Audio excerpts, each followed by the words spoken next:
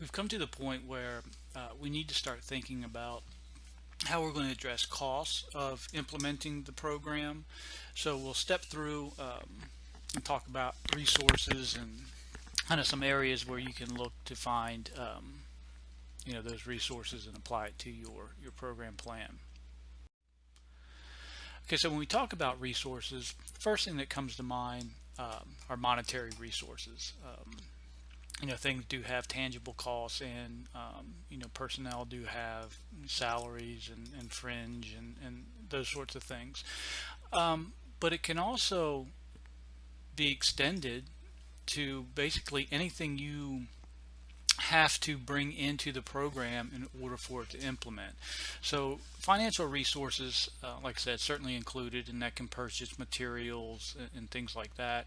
But you still need personnel to deliver these components. Uh, we live in a day and age where technology is certainly something that we want to incorporate, and again, those things do have costs. Okay, so let's talk about personnel. So that is a key resource, right? The people that you have working on the program are essential to that program being implemented. Um, where do these personnel come from? Well, if it's say we're doing a work site health motion program, the work site itself may have personnel available with skill sets that lend themselves to what you're doing. So we would consider that to be an internal source. They're compensated through flex time. So if you work 8 hours on the program, then you don't have to work those 8 hours at your normal position, kind of how flex time works. They could volunteer, use their own time. Program ownership. This kind of goes hands in hands with volunteering. When someone feels that they're a part of the program success, their efforts count for something, then we start to instill a sense of program ownership, and people get derive satisfaction from being able to build something, be a part of something, and that could take the place of financial compensation. External.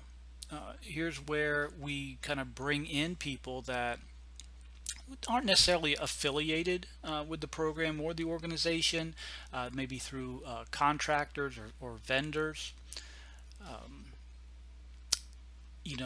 Again, the cost structure is going to be very highly dependent on the nature of the situation, or you could use a combination of both.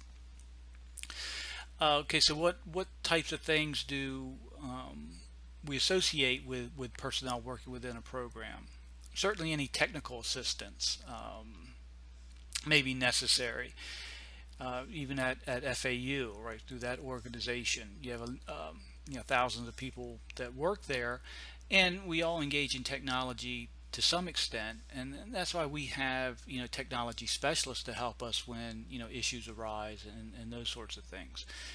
Um, Bringing in volunteers, recruiting volunteers, teamwork, morale within the organization or the health promotion implementation team is something that you want to keep an eye on.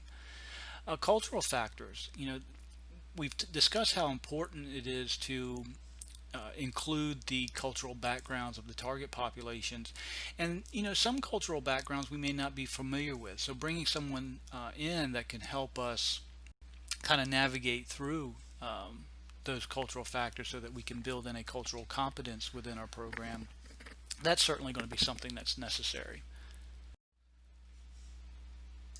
And this is just a table from the book.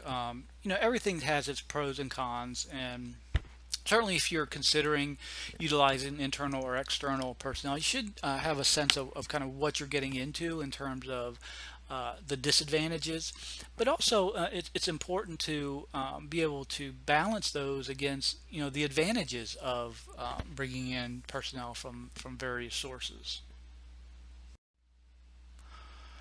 If you're going with external, you want to have a vendor or a contractor to provide personnel. These are just some certain things that you may want to consider when you're trying to select which vendor to go with. And we can go through the list real quickly. Initial experience with the vendor, kind of your gut feeling that you get. Does it seem like this is a vendor that kind of understands what you're trying to do, maybe has some familiarity with health motion programs? You remember, these people that you're bringing in, they all have personalities. Are the personalities compatible with what you're trying to do, with the people that are currently working on the program? uh, Product quality, that's got to be one of the top things that you have to consider if you're bringing in people. Are they bringing in a valued, are they going to be considered an asset to the program? Let's see. Product service delivery satisfaction, again, these are people and their personnel, but it is a product that you're securing from the vendor, right? You want to make sure that you're happy with that decision. The vendor technological capacity, right? If you have a certain level of technology that you're utilizing in your program, is the vendor providing personnel that is well versed in that technology? Evaluation and reporting, um, you know, do they have that skill set? Are they capable of doing that? There may be something where you're bringing in contractors to perform your evaluation. Can they do that, and can they evaluate it in terms of how your objectives are set up? The cost and the value, right? Again, you're going to have to take from your budget to pay for this vendor service. Are you getting value from that? And then some other general concerns, uh, liability insurance. Again, you're bringing in people to work with your target population. We're focusing on behavior change. Are there situations where your target population could be at risk? And is the vendor covered to address any issues that may come up? Okay, health education certainly, and we've talked about this to some extent, talking about intervention strategies. But again, health education most likely will be part of essentially every health motion program that you design. So if education component is necessary to increase knowledge, how are you going to go about doing that, right? So curriculum is something that we've seen before, but basically, what is the education package that you're going to cover? Now, curricula, it can be pretty challenging to put together. If you are creating it from scratch, right, there's going to be a lot of background work that needs to be done. So, you need to consider that. Who's going to develop that? Who's going to be doing the research, and who's going to be handling the technology to present this health education? So, if you're going to do it, what we call in-house, right? Just think about the benefits and the disadvantages that go along with that. Um, there are a number of vendors out there that can help you put together your curriculum and your content. Okay, but again, they want to be compensated for that. And then finally, well, you can purchase what's called a canned program, meaning that it's a complete program that you can purchase, has all the curriculum, has all the other strategies involved. Now, you have to be cautious that you're buying something. It's like buying a suit off the rack, right? Hopefully it fits, but usually you still require some amount of tailoring in order to get the best fit. And that analogy applies to these canned programs, right? It probably does an okay job, but it's still going to require some tweaking, to be the best fit for your target population. And so you're going to have to factor that in as well, right? Not only the initial cost of purchasing this canned program, but also the cost associated with any modifications to that program. And of course, you can always do a combination of above. But again, just keep in mind this word tailoring, right? Does the program meet the specific needs of your target population, and how do you get there? As I mentioned earlier, developing everything from scratch, it's a monumental task, right? It gets easier as you start to build up your catalog of things that you develop. So maybe you start from scratch with one group, and then you move on to another group, and you already have some materials already developed that you can kind of tweak here or there. But again, this is very resource intense, consumes a lot of resources, especially when you consider that with health education, at least, there are a lot of materials available at low cost or no cost that you may be able to utilize. Sources, uh, a lot of governmental agencies have put in the effort to create materials that lend themselves to just maybe slight modification to be suitable for your target population. Public libraries, they're right, they're a storehouse for resources, right? Maybe there's something there that you could utilize, or at least maybe spark your kind of interest in a particular topic and kind of give you a foundation to build upon. But remember, just because it's out there and it maybe has a fancy title that sounds like it could be appropriate for your target population, doesn't necessarily mean that the breadth and scope of the material is in line with what you're trying to use it for. Maybe the examples they may be dated depending on how old the materials are. Maybe it's not culturally appropriate for the target population you're working with. So again, there's a lot of considerations when you're putting these things together if you want to maximize effectiveness. Okay, so what can we do? So we have this SAM, the suitability assessment of materials, and basically it's just a checklist to see that, okay, I've selected a piece of education material. Is it actually appropriate for my target population? So basically you want to kind of go through the evaluation criteria so you get a sense of, okay, here's what I'm looking for as you scan through the selected material. Go through, are there any things that the material seems to emphasize, or maybe there's areas that you think should be emphasized that aren't, right? You want to kind of make notes as you go through it so that you can kind of make an assessment as a whole. For short materials, I mean, go through everything. Long materials, you know, you're consuming a resource of time by scanning through these things. So you want to improve your efficiency when you're scanning for appropriateness. Okay, so the SAM uses a total scale score to help you with kind of prioritizing or evaluating. So you would compare the total SAM score of one packet of materials with something else, and just some rule of thumb um, as far as, okay, well, what materials should make the cut, or at least move on to a placement of further consideration.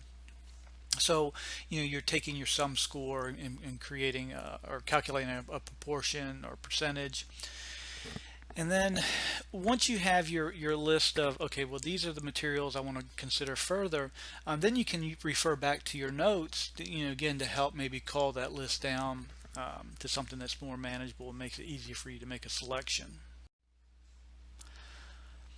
Okay, a CAN program. There's a number of CAN programs out there depending on the topic that you want.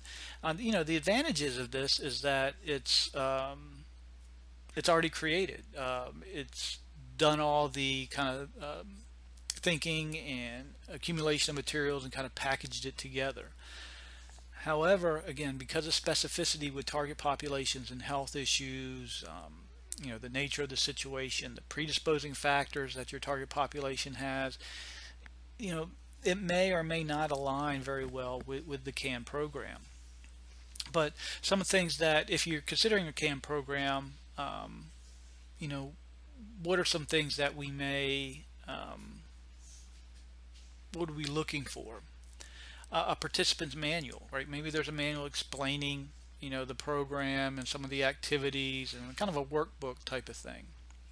Again, you may run into a situation where 75% of the manual is appropriate, the other 25% really doesn't apply. You need to start thinking about it. Well, maybe I'm better off to develop my own. The instructor's manual, right? This is something you're going to give to your personnel so that they know how to deliver the CAN program. Maybe there's a sequential component, maybe there's built-in activities, audiovisual materials. How are you going to be presenting this CAN program, right? Is it a PowerPoint? Is it videos? Is it handouts? Training. Is there training available on how to deliver the program, or if there's assessments and evaluations built into the CAN program, right? How do you actually carry out the evaluation? And then marketing. Marketing can be a big benefit. There's a lot of health promotion specialists out there that are good at getting groups of people to change behaviors, but maybe not so much on the marketing side. And if the marketing materials are already developed in this CAN program, things like logos and advertisements, things like that, well, that can certainly save you a lot of resources after you consider the initial cost of the CAN program. Now, again, you're saving resources, namely time, but is that savings worth it to kind of be more of a generic fit than rather than a tailored fit? Okay, so before using the CAN program, here are some questions you need to ask yourself. Is the program based on best practices, right? Is there a demonstrable effectiveness of the program? The behavior changes that we're after, right? Are they is it set up in a way to encourage or foster a long-term behavior change, right? You don't want the behavior changes to end once the program ends. You want them to continue on. How is that CAN program addressing that? Is the program motivational, right? Encouragement. Once the program starts, you get your target population involved, right? Well, the idea is that they have to be exposed to the entire program in order to see the full benefit, right? How does this CAN program encourage people to continue with the intervention? Is the program enjoyable, right?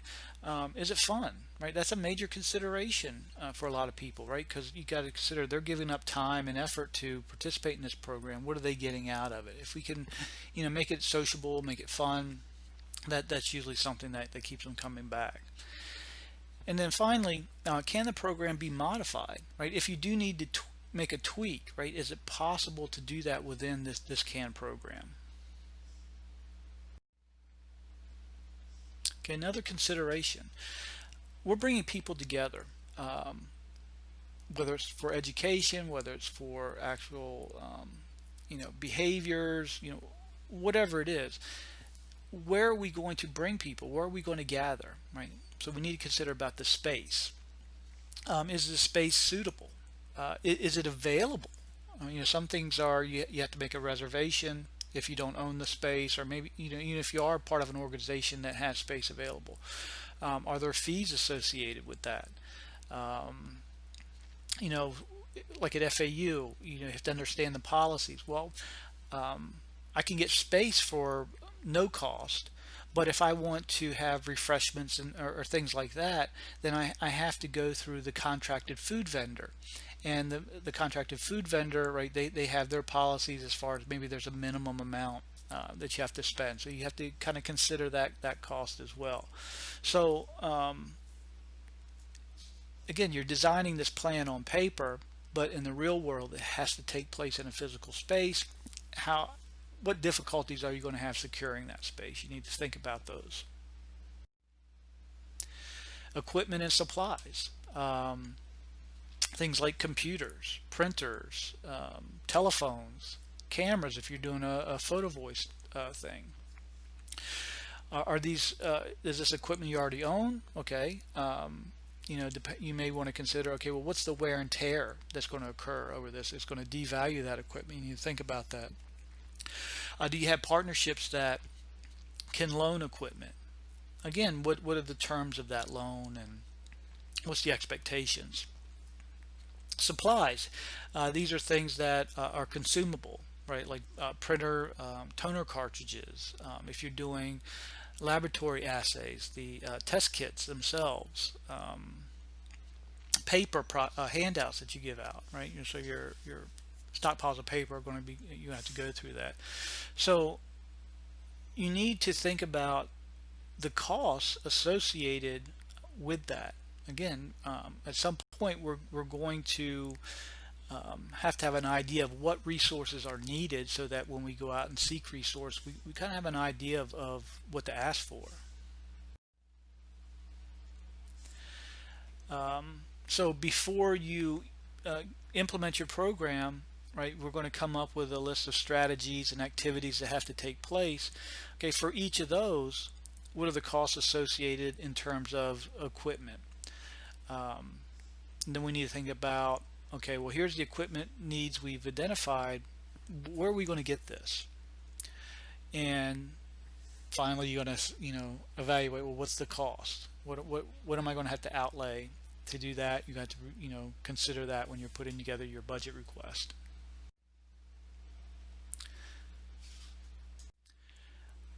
Okay, so when your costs exceed your resources, that's not going to work. So you're going to have to go back, because you came up with this estimation of cost based on kind of what you felt was necessary to run the program. When you get to the point where you say, okay, well, this necessary list costs X amount, but I only have Y amount, you're going to have to go back and reconcile. So that's where the tough decisions are. Okay, if you deem something as necessary, how do you cut it? It can be challenging. So some questions to kind of think about. Is it better to run an adequately financed program for a few people, or to run a poorly financed program for more people? That's really what it comes down to. Do you deliver the program as designed, but in order to do that, you can only expose a smaller percentage of your target population than you could, after making your budget considerations, cutting back on the program to meet a larger group? That can be challenging. If one of your cost saving measures is to, well, instead of delivering these health education classes in an air conditioned room, I'm going to use the free outdoor pavilion at a park. Well, down here in South Florida, right, that may be not a good decision because of the hot weather and things like that. So you really need to think about, how's it going to affect me in terms of program success. If funds are limited, where could cuts be made? That's always something to think about. Some things you can consider. There's some terms like threshold levels. Is there a threshold in terms of resource outlay that you have to have X amount of resources if you expect to see any improvement in the situation? Well, if you can find where that threshold level is, right, and it's going to be below maybe what you originally budgeted. Well, the sooner you find out that threshold level, that means that once you cross it, you can take those resources and allocate them elsewhere. Point of diminishing returns. Your how much in your objective statements helps you kind of get a sense of what resources I needed. The more your how much of a change, right, the idea is that that's going to consume more resources. So the temptation is to, okay, well, instead of a 50% increase in target population that is physically active, I'm going to drop that down to 35%. Right? And the idea is that I'm doing that to conserve resources. But is that enough of a how much change, right, to move you forward towards your goal? Another thing to consider is called critical populations. Certain populations, target populations, can be more challenging to deal with in terms of behavior change than others.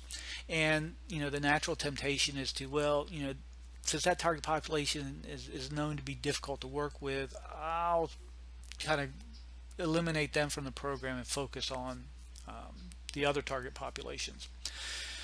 Well, that's problematic because if they're challenging to work with, chances are they've kind of got that reputation from other programs. So that means that maybe they've been cut before. So critical populations, you shouldn't really look at those for cuts. Should a program be starting knowing funding will fall short? Should the program be delayed until appropriate funding is available, or should we go ahead and implement the program and I'll figure out where the rest of the resources are going to come, after some time?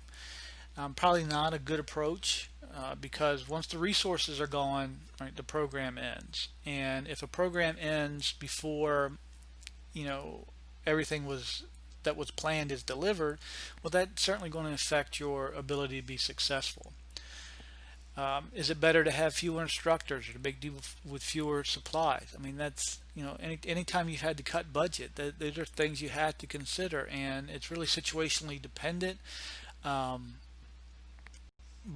those are the tough decisions. Okay, so what are some ways to finance the programs? Okay, let's have a participant fee. That may discourage people from participating. I know FP&L, Florida Power and Light, they have a contractor that comes in and delivers health promotion. And they do charge a participant fee. I think this was several years ago. I think it's like $5 or $10 every 2 weeks or a month or something like that. It's a nominal fee, and yeah, those dollars do contribute to purchasing materials and things like that. But the whole idea behind that was that, okay, if someone is paying out some amount of money to participate, then they're more likely to participate because they just don't want to throw money away.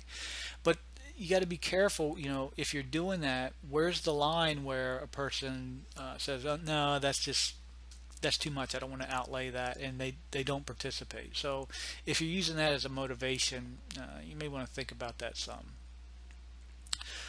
Third-party support, okay, find a partner that kind of sponsors these types of programs as part of their mission. Okay, that could be something to free up some resources. Cost sharing, right? Again, through partnerships. Hey, I'll cover resources related to this. You cover resources related to that, and together we can come up with an effective program. Cooperative agreements or MOUs, memorandums of understanding. If you're going to enter into an agreement, it's a good idea to have this memo of understanding because it lays out what the expectations are. So everybody knows up front, okay, here's what your responsibilities are. Organization or agency sponsorship. So this is not necessarily a partnership with that group, but it's you bring in these groups again because of their missions, right? Is to address issues like this. They may be willing to do that. And then grants or gifts, right? An infusion of cash resources most of the time. Seed dollars. These types of grants are available basically to get people over that hurdle and get them into implementation. Maybe it's enough to fund a smaller implementation. Again, just to get the wheels turning. In-kind support.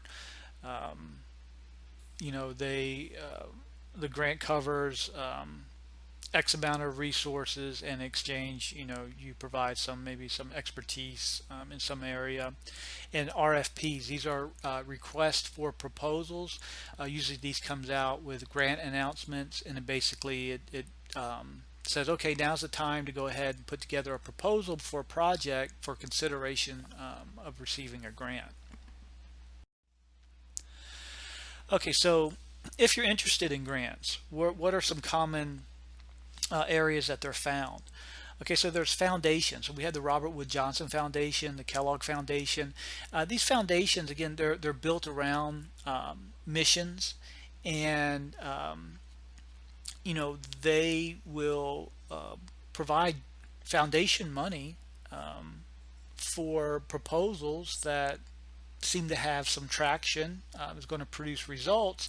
And the idea is that, by funding these programs, the results that these programs produce, right, help the foundation achieve its mission. Corporations, again, depending on what you're doing, maybe you're doing a physical activity program and you partner up with Fitbit, and Fitbit, again, they're trying to get their products involved in physical activity, and maybe they make some money available to study the effectiveness of their product, and that sort of thing. The only thing I caution when using corporation is, they definitely have an agenda of why they're doing this, and I think there's kind of an unspoken expectation that, okay, your results are going to be in line with that agenda.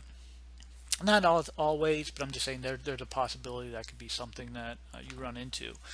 Voluntary health agencies, sure, if they have funding, then that's certainly something that you want to look into.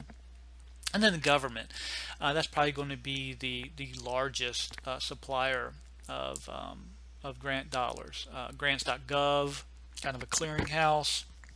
You can search for available grants by topic. The Federal Register, you know, different announcements. You can go to individual agency websites, right? They usually have a grant section. The internet, you just use Google, type in your program topic, and include the word grant next to it and see what comes up. And then I talked about the RFPs, or requests for applications. Again, in order for the organization that's providing the grant, the idea is that the results produced from the grant dollars, right, help them meet their mission. Or maybe there's a need for information that the granting agency has. Well, they're going to issue a request for proposals, and in that, it's going to give you kind of the outline of what you need to submit, so that they can evaluate your application to see if it is in line with kind of what their missions are. Levels for grant.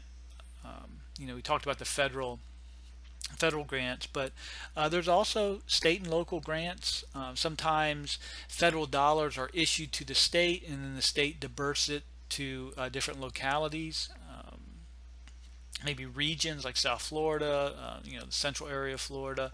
So again, when you're searching for grants, don't overlook local government. They often have a pot of money that is available to fund some of these projects. A typical grant proposal. Okay, so what are you into? I'll tell you this, that a typical grant proposal, there is a lot of time that has to go in just to put together this proposal or application, with no guarantee that you're going to get anything from it. So you need to think about that. So how does this time get consumed?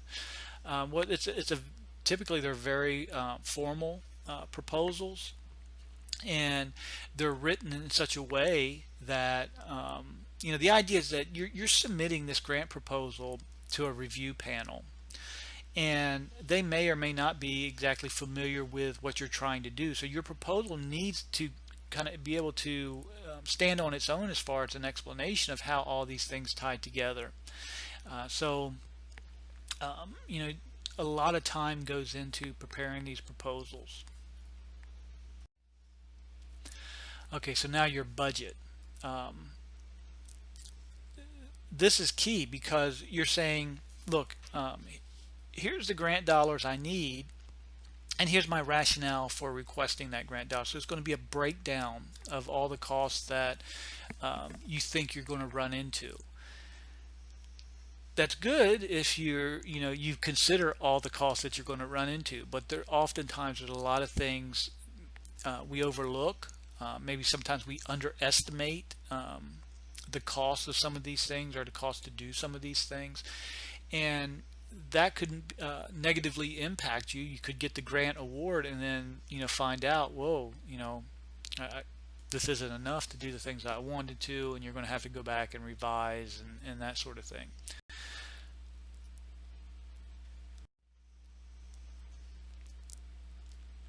Okay, so steps of the budgeting process. Examine the financial objective of the program. Um, Basically, what's this going to cost? Then you got to think about, okay, well, where's the money going to come from? So that's where you're searching for grant dollars, foundation dollars, that sort of thing. Um, your estimation, kind of talked about that. It is an estimation, so the more background work you do, trying to determine what the actual costs are going to be, the better off you are. But again, that background evaluation or that background research, that's going to consume time.